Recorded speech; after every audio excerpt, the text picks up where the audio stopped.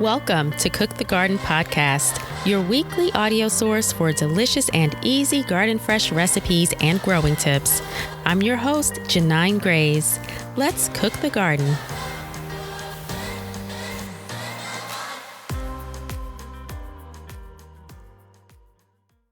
Hey garden foodies, if you love garden to glass drinks and cocktails, you're going to absolutely love today's episode. We have the fabulous Camille Wilson joining us today. Camille is a New York City-based cocktail blogger and the creator behind the Cocktail Snob. She provides her audience with elevated yet approachable ways to create happy hour at home. Since launching her blog in 2018, she's partnered with brands like Woodford Reserve, Perrier, and HBO Max. Her first book, Free Spirit Cocktails, is out now. During our conversation, Camille walked us through the steps to create a delicious seasonal cocktail using fresh herbs and seasonal ingredients. This was really such a fun and inspiring conversation. Make sure to check out the show notes for all of the links to Camille's content and information we discussed in today's episode. Now, let's talk garden to glass fall cocktails with Camille. All right. Hey, Camille. Welcome. How are you today? Hey, Janine. I am doing well. Thank you so much for having me. I'm excited. I'm excited too. Thank you so much for being here. I just have to say, like, inside, I'm totally fangirling because I've been following you for a long time on Instagram and just watching your growth and watching you shine and do your thing has been really, really inspiring. Just from a blogger myself, just seeing everything that you're doing out there and representing so beautifully. I really appreciate it. So thank you for being here. Thank you for saying that. I really appreciate that. No problem. So today, this is why I'm really excited too. Other than, all of that I just said, I love, as you know, gardening, fresh fruits and vegetables is my thing, growing your own food and vegetables, but then incorporating it into your daily meals. And so we were talking earlier, Camille, about how whenever I talk about like garden to glass, like recipes and drinks and making your own drinks, that seems to be the topic that so many people want to talk about. So I'm just excited to have you on and we can jump into all of that. We're going to be talking about how we can incorporate fresh ingredients into your drinks. And I love it because you always give me like that hint of confidence because I am totally not like, like I know nothing about mixing drinks. Okay. Like I could probably do a daiquiri and that's pretty much about it. So yeah, you've been helping me through that journey, but okay. I'm glad. Yeah, we're going to be talking about that. But before we do, I know we spoke earlier, you don't have a garden right now, but you have had some experience in having a garden. You love incorporating fresh ingredients into your drinks. Tell us a little bit about that. Yeah, absolutely. So I have always thought of gardening as like extremely hard, something that I just would not be good at. First of all, that's what I thought. But then this company, Gardenuity, they actually reached out to me. I think it was last year. And they make these like mini gardens for like your stoop or your like windowsill. And they have different ones. The one that they sent me was a cocktail garden and it was so cute. It like came in this like really cute tote bag and it had like lavender, mint, just like herbs that you might use in a cocktail. And it was so cute. And I absolutely loved it. It actually gave me confidence because I was like, oh, look at me growing my own herbs. Even you could grow your own. Even I can do it. Yes. And the thing that I like about them too is that they ask you where you live or like where your garden is going to be, like what part of the country, because I think based on the like temperature, they will I guess, send like a specific type of soil that's going to do well in that climate. So I thought that was really cool because I know nothing when it comes to gardening. I know nothing, but I've learned a little bit through that gift that they gave me. But otherwise, I sometimes get herbs from my parents. They grow a ton of stuff in their backyard, and they get really excited about it. So I'm like, oh, yeah, I'll take your mint and your sage. Like, yeah, please, you know. See, that would be me. That would be me. It's like, I'm so excited about these herbs. You want some? They are excited. They love giving away the things that they're growing. Yes. Like I've gotten 1 million tomatoes. I'm like, Dad, I cannot eat them this fast, but it's fun. I like you said, I love incorporating herbs into cocktails and mocktails because I think it's like a very simple way to impart a different layer of flavor that people often don't think about. So it's one of my favorite things to do. That's awesome. Thank you for sharing that. And I'll put that information about that, the company in the show notes too, because other people might be interested in it. I love the concept. You talked about how they really made an effort to provide you with something that's going to thrive in your area. Because you see a lot of that, like it's not a one size fits all. There's so many different growing zones. So what may grow well here in Florida may not grow well, up in New York, where you're located, which I believe you're in New York City, right? Yes, I'm like New York, New Jersey. Yeah. So I love that they actually were thoughtful about that. So you don't see that a lot with many garden companies. So that's really cool. So before we jump into, because what you said right there, like I'm already getting excited about incorporating and like even just, it just draws in, like what you said, a whole other level of flavor and dimension into your drinks. But before we go into that, can you also kind of like tell us a little bit about your journey as a cocktail blogger? What even is a cocktail blogger for those who've never heard of that term? And how did you get started? I love seeing, women dominate in such a male dominated area, especially Black women and women of color. And I love that, we're now able to utilize a lot of these platforms. You're huge on social media, on Instagram. So tell us a little bit about your journey and how you got to where you are. Yeah. So I love this question because it makes me laugh. When I was in college, like when I feel like a lot of people start drinking, I did not like alcohol. I thought it tasted so bad. And I just could not wrap my head around why it made people so excited. I'm like, I don't get it. Like, I don't get it. So when I moved back to New York for grad school, that's when the whole craft cocktail thing was booming, right? So it's the idea of using fresh ingredients and syrups and bitters and herbs and like, all the things that we've been talking about in cocktails. And then I was like, okay, this is when it clicked for me. I'm like, I understand now, like a cocktail with all these different ingredients and sort of like the craft of mixology is like really special. So that's when it kind of like clicked for me. And I was like, I would go home. I would go out to maybe like a cocktail bar, a restaurant, try something. I didn't understand what the ingredients were, but I would go home and like do my little research and then try to recreate it. So that was like my thing for like a few years. And I've always been a person that really enjoys like having people over and like, entertaining and things like that. So I started inviting my friends over to try these like recipes that I was making. And eventually, like, I guess I got enough practice or I started feeling confident enough to make my own recipes. So then fast forward like years later, I thought I wanted to go back to school for a PhD. And I was thinking to myself, well, you got to write. If you're going to be in a doctorate program, you have to write. Like there's a lot of writing involved. So in order to prepare myself, I thought it would be good to start a blog, just to get in the habit of writing, hold myself accountable.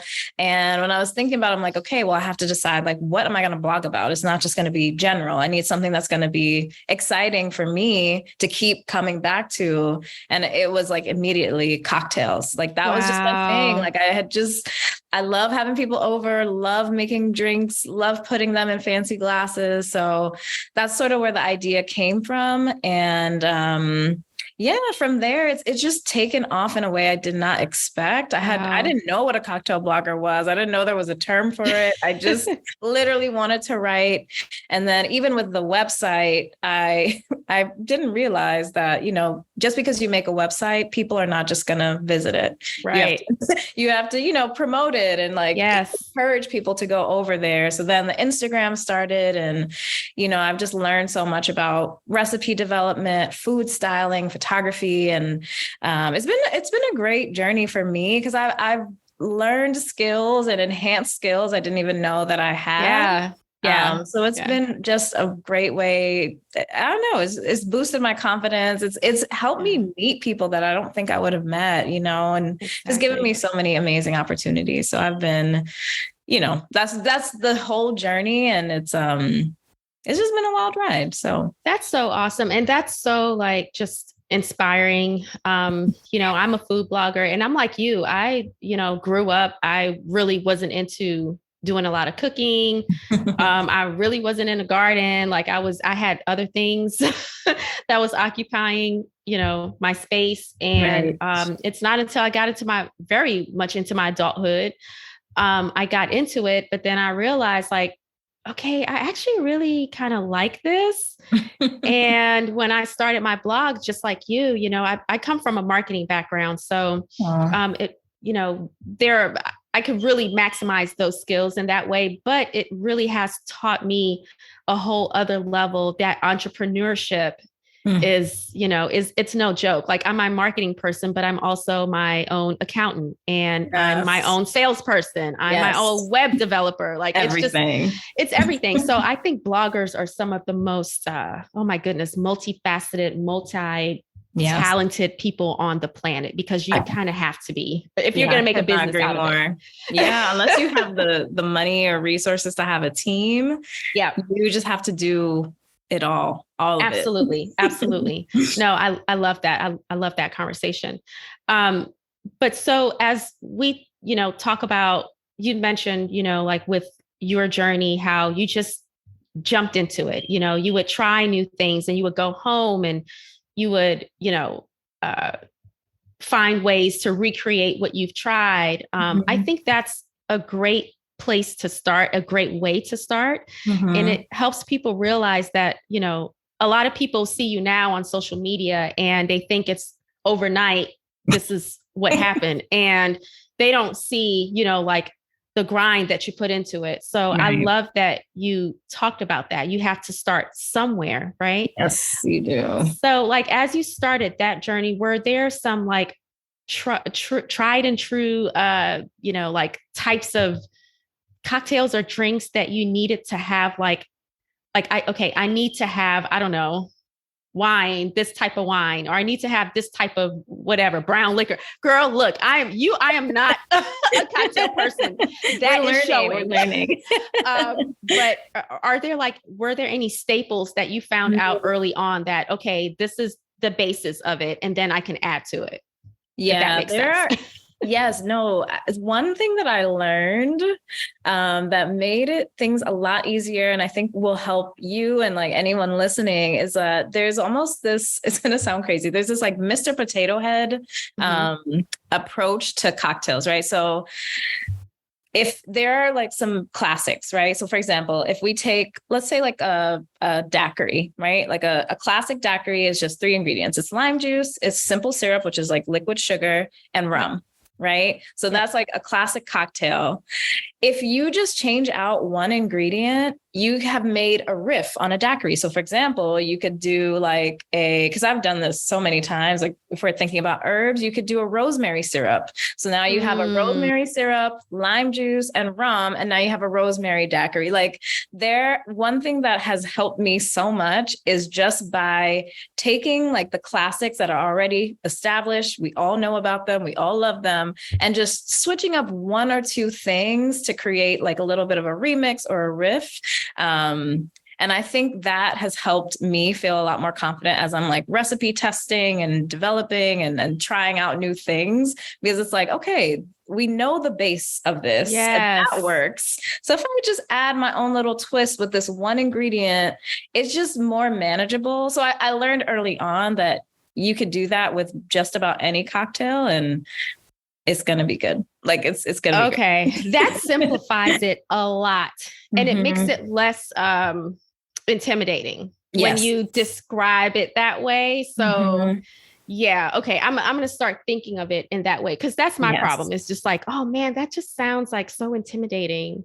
But you're right. Oh, Sometimes it's just a matter of switching out, trying new things. I yeah. love that rosemary. I'm gonna have to try that. Yes. Rosemary syrup is one of my favorite. That's another thing with herbs. I make a lot of syrups with them. Like I love muddling Oh, them in drinks, but I do a ton of syrups because I feel like that's another easy way to enhance flavor and like try different flavors in your drink. yeah, I love that. So this is the perfect segue to this question. So do you have any, it could be like your favorite, like favorite herbs, or do you have any like favorite spices that are just like you always have, or you can for sure know that you can like whip up something with these particular types of herbs?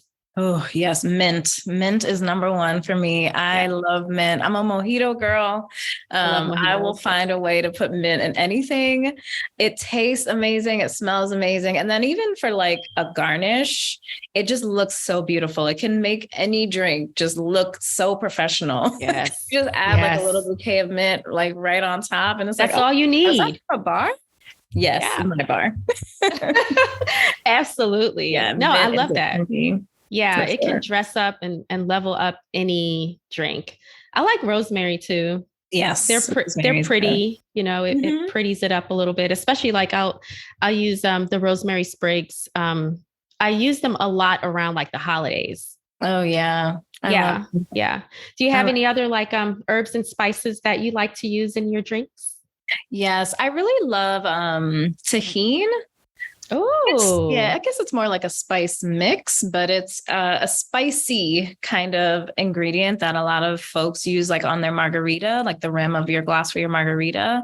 And I like that because it's a great way, you know, people don't always like a spicy drink, but if you add mm-hmm. that to the rim, you can sort of like choose to sip that part or not. And Right. how much you take in is up to you. So it's almost a way to customize your drink with like the level of spiciness that's like suited for your palate, I guess. Yeah. Ooh, Yeah. that tahini. I never thought Yeah. of using tahini in that way, but It's so good. ooh, I bet It's that's really really good. good. Okay, And you're it giving looks me some pretty. ideas. It also looks Yeah. pretty. That's also one of Mhm. my main priorities. It's like I want my drink to taste good, but I also want it to look good and be, you eat with your eyes. So I want it Right. to be visually appealing. And I feel like especially herbs and spices in particular, just zhuzh it up so much. Oh my goodness, yes. And that makes sense because don't you have like a drinkware line, a No, line oh of my gosh, I glassware? wish. Oh, I thought you Speaking did for into some reason, but movement, you should. I would love that. I Would don't know literally be why. a dream come I don't true. know why, but I just see that for you. I don't know why. Maybe it was you said that I you love like how it this. looks, but Mhm. girl, you better look into that. I don't know. It just came into my I love I don't even glassware think so you've much. yeah, I I don't think love you've it. ever mentioned that to me, but it's coming to me. So Yes, you're predicting the future. look, manifest it, right? Yes, I would love Speak that. it. Yeah, but I can see you totally doing something like that. And it complements what you already do, Yes, so why not? absolutely. All right. My consultant fee will be in a minute. No, I'm just kidding. Invoice me, girl. Invoice me. Invoice. No, I'm no, you're ready. good. We're good. We're good. This is why I love, like I've been really enjoying bringing guests on to the podcast because, like it does spark to me collaboration and partnership. Mhm. As much as I learn from you guys, I want it to be a two-way street. So, Yeah. I love to see us win. Yeah, I love that. That's just what it comes down to. I just love to see us win. So it makes me Yeah. happy. But just continuing with the conversation about that, have you noticed any particular trends that are coming down the pipeline, like anything new? I feel like there's always something like people get into these like trends where like everything you see on social media is like this particular trend or that particular trend. Have you made any of those observations lately? Yeah, I think definitely alcohol-free cocktails is a Yeah. is a big deal nowadays. Mocktails. Yeah, mocktails and even using actual like alcohol alternative. So like a vodka alternative or like a gin alternative, things like that. I feel like that is definitely growing in popularity. People are really taking time and like care to think about the things they're putting in their body. So I think mocktails is definitely having a moment. Yeah. Well, that's good. Oh yeah. Yeah. No, I was just going to say that's good because sometimes when we do things around as a family, I like to do the mocktails because my kids, people say that they're extra. They like they're extra. They got the bougie stuff going on. They like pretty, things and pretty food and pretty drinks. So then I'll do the mocktail. So I really, that resonates a lot with me, especially having a family. And sometimes it just lessens the stress of, okay, now I have to create one that's kid friendly or family friendly. Sometimes we just go for, we're all drinking mocktails just because it's like, okay, it's the easiest thing to do. Yeah. So I do like that does resonate a lot with me. I love it. And I think even kind of on that note too, what you said, I think it's important to be inclusive now too. Like if you have people over, you should have an option, and it doesn't just have to be sparkling water. It can be either we're all going to have the mocktail or, there's just an option for people who don't want to drink for whatever reason. So exactly. I think that's important. Yeah, no, I totally agree. So you'd mentioned that you like to do a lot of hosting. So do I.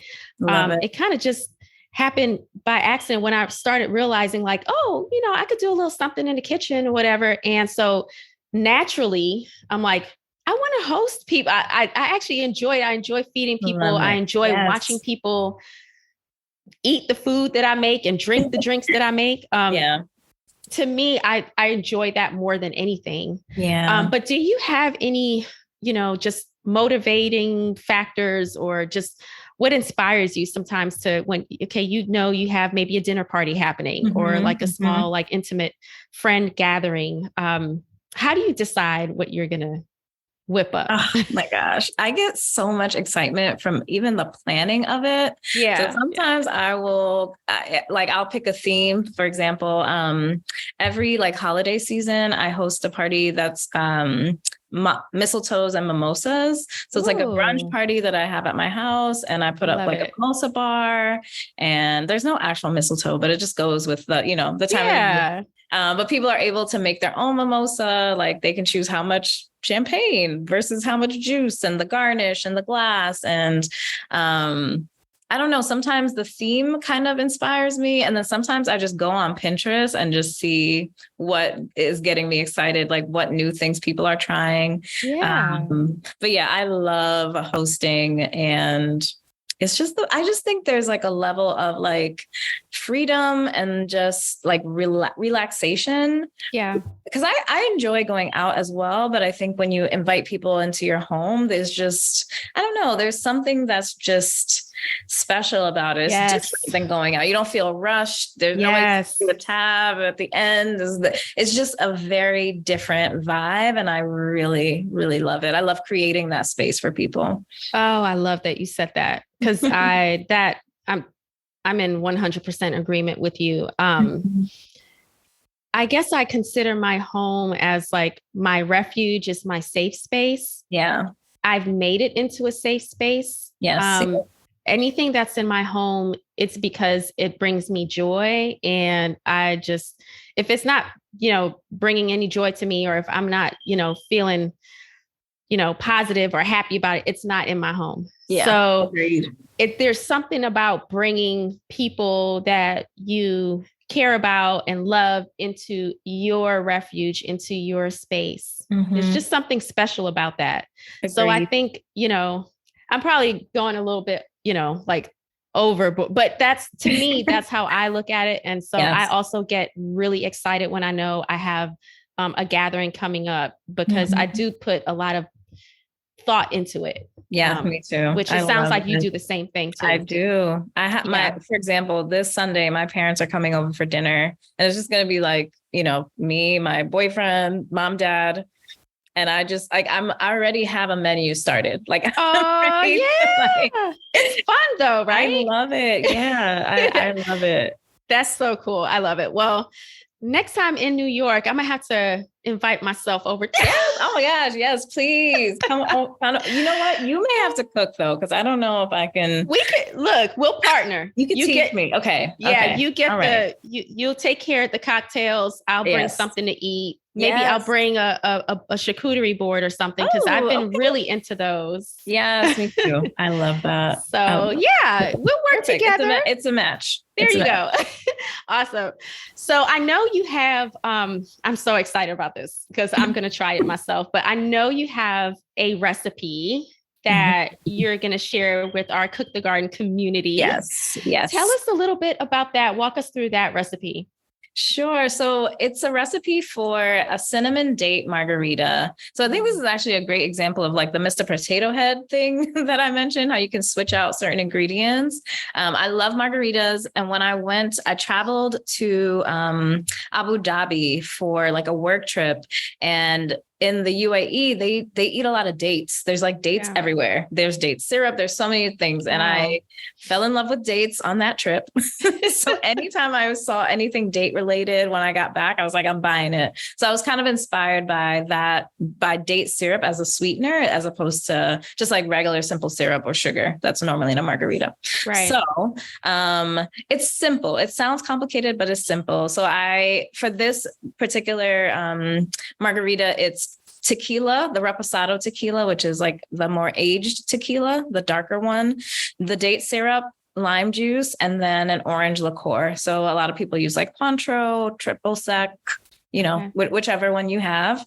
So basically you would, I do like a rim on the glass with actual like ground cinnamon. So I just like put some lime juice on the side of the glass and then dip it in a little plate of cinnamon so it can have like that pretty rim on it. And then you just combine all the ingredients together in a shaker with ice. Should I go into the actual measurements for the ingredients too? No, because I mean, you don't have to. Like you can just, it's just really just walk us through quickly, because what I'll do is I'm going to go ahead and put the entire recipe, the link to the recipe. I'll put everything in the show notes, and people can make you guys can go click on the link, and you can go and get the full recipe there. But just even listening to you walk us through it is just like, yeah, I can't wait to make this. Perfect. Well, yeah, it's a very easy one. You just put all the ingredients in a shaker with ice, shake it up, pour it in your glass, and you are good to go. Very, very easy. That's what I like. Easy, but delicious. And I love that you're using the dates. I love dates.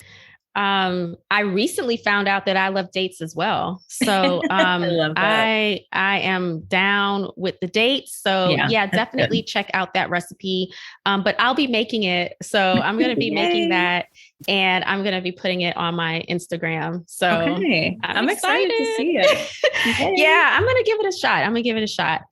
So before we close out, it is, right now is the summer, but when this publishes, we'll be in the fall, and we'll be, gearing up for holidays and all of that stuff. Mm-hmm. Can you recommend like any types of flavors, or like, just some tips of things that we could keep stocked so that we can make some delicious fall inspired easy cocktails at home? Yes, that's a great question.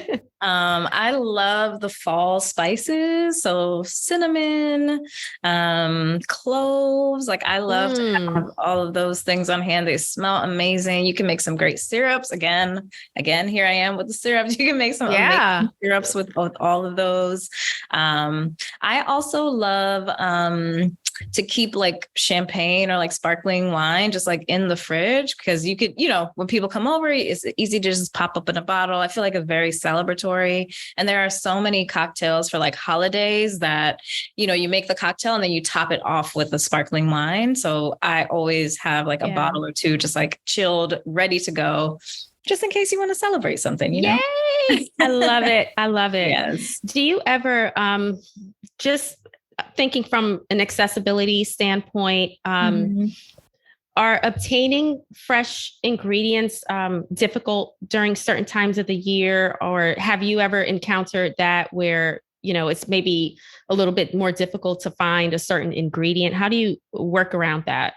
Yeah, sometimes I try my best to when I'm creating cocktail recipes to make it with seasonal ingredients, especially fruits, because I find that's when it gets harder, when you're trying to find something that's like not in season. Luckily, like in New York, you can pretty much find everything at all times. But I know that's not always the case for people that, are in other states, even other countries. So I try my best to go with seasonal ingredients. And I most of my recipes are like 5 ingredients or less. I really try to keep it as simple as possible. So that way people don't feel like they need to fill a whole shopping cart of stuff to make one cocktail. So exactly. And then you can stretch your ingredients and make other things with it, 100%. So that's really good. And I love that you talked about, really focusing on what's seasonal, what's available. I know around the holidays, I normally, I like cranberries, but I know it's a very short window of time to get the cranberries. So I freeze them. Like I have, that's so smart. I have 2 big, Ziploc bags in the freezer right now full of cranberries. just waiting. It just, because as a content creator, I'll start working on my holiday content, like in early September. Same. August, September. So I'll just pull out those cranberries from the freezer because I can't wait until November. I'm gonna be too late for that. So it's too close. Exactly. And then sometimes I actually really do like cranberries. They're good for you. They're full of antioxidants. So I put them in smoothies. I put them in all kinds of stuff. I put them in different juices and jams. And so I like to pull them out for that instance as well. So I eat cranberries year round because I stock up on them during the holidays when they're available. Right. So, that's a genius idea. I need to do that. You got to be mindful of it and think about it too, because it took me a while to be like, okay, I need to plan this out, Right. But I'll have to remind you around the holidays. Camille, get your cranberries. Get extra and freeze them. It goes a long way. So true. So I know you have a lot going on. I mean, you've done so much already. Your brand partnerships, you've worked with major, brands, Perrier, HBO Max, that's crazy. Can you share some, maybe some projects? Do you have any things coming down the pipeline? I know there's a book out there. You're doing something. So let us know what you have going on right now, what we need to be on the lookout for. Yeah, honestly, the book is the biggest thing. Still cannot believe that I am a whole author, but my book, Free Spirit Cocktails, came out in November 2022. So almost a year ago. Wow. So please pick that up. You can find it at a lot of the major retailers. And it's a collection of 40 original recipes that are all alcohol free. I poured my heart and soul into the book. Literally. Yes, literally tested every recipe so many times. It makes a really great gift for, whoever in your life is maybe not a drinker, maybe an expecting mom. I love it. Anybody really. I think it looks good on a bar cart or coffee table, if I do say so. Absolutely. And, it would make a really, really great, holiday gift. Yes. So definitely stock up on that. I know I'll be doing that. What a great gift to share, so I'm definitely going to be looking at that. And tell us how we can stay in touch with you, how we can just see all the things you have coming down the pipeline and also get some of your amazing recipes and inspiration. Absolutely. So you can find some of my recipes on my website. It's cocktailsnobnyc.com. And then I post on Instagram several times a week, lots of new recipes. My Instagram is at @thecocktailsnob_. So that's really where I am daily. I just made a Barbie cocktail for I love the it. Barbie For the movie movie that came out. Yes. So, just like all the fun videos and stuff are on Instagram. So you can definitely follow me there.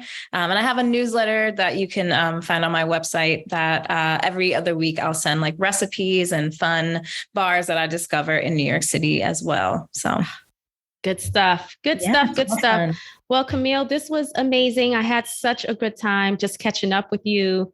We'll have to do this again. That's for sure. And in person. Oh yeah, definitely. We'll have to the New York plans it's in the making. Yeah, it's going to happen. I'm going to put that out there. But thanks again so much. This was an amazing blessing. And I really, really appreciate you taking the time to just talk to me, talk to our community, and looking forward to just continued success for you and so much more. So thanks so Camille. Much. Take care. You having me. Thanks. Thank you for tuning in to this week's Cook the Garden. If you enjoyed this episode, please subscribe and leave a 5-star review. As a new podcast, it really helps to add value while growing our awesome community. As always, I really appreciate it. Until next time, friends, keep slaying those garden fresh recipes.